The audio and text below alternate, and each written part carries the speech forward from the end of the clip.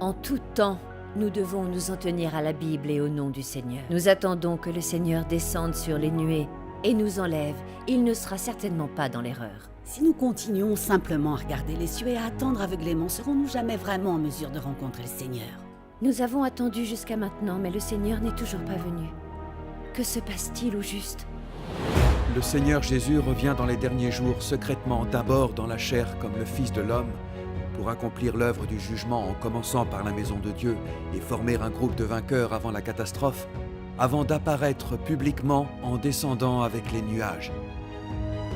Je crois seulement au Seigneur Jésus qui descend sur les nuées. Ce n'est définitivement pas faux. À Amen. moins que ce ne soit le Seigneur Jésus qui descende sur les nuées pour enlever les croyants dans le royaume des cieux, je ne l'accepterai pas. Oui, c'est vrai. Le Seigneur Jésus a prophétisé qu'il reviendrait et a dit de nombreuses paroles à ce sujet.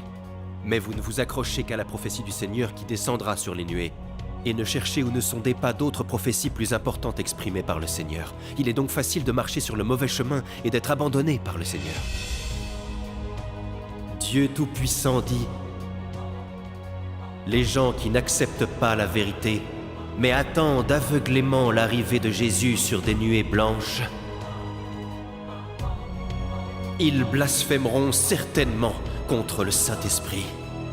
Et c'est l'espèce qui sera détruite. Nous attendons que le Seigneur descende sur les nuées et nous enlève directement dans le royaume des cieux. Cela est complètement conforme à la Bible.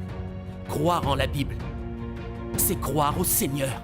S'éloigner de la Bible signifie ne pas croire au Seigneur. La Bible peut-elle remplacer Dieu pour faire son œuvre? Absolument pas. Dieu est-il plus grand ou la Bible est-elle plus grande?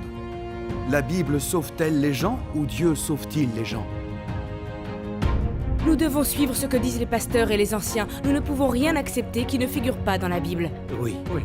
Nous n'allons pas nous tromper si nous nous en tenons à la Si Bible. nous obéissons aux pasteurs et aux anciens, nous obéissons au Seigneur. Amen. Si nous résistons aux pasteurs et aux anciens, nous résistons au Seigneur. Le Seigneur Jésus n'a jamais dit qu'obéir aux pasteurs et aux anciens était obéir au Seigneur. Pourquoi croyez-vous au Seigneur, non selon ses paroles, mais écoutez les pasteurs et les anciens? En qui croyez-vous exactement? Au Seigneur Jésus ou aux pasteurs et aux anciens? Ce sont les paroles de Dieu Tout-Puissant qui nous ont fait comprendre ce que cela signifiait que de croire en Dieu. Oui. Ce sont les paroles de Dieu Tout-Puissant qui nous ont fait comprendre la vérité et nous ont permis de faire la différence. Oui, rendons grâce au Seigneur. Nous sommes libres du sortilège qui a emprisonné notre croyance dans le Seigneur pendant de nombreuses années. Amen.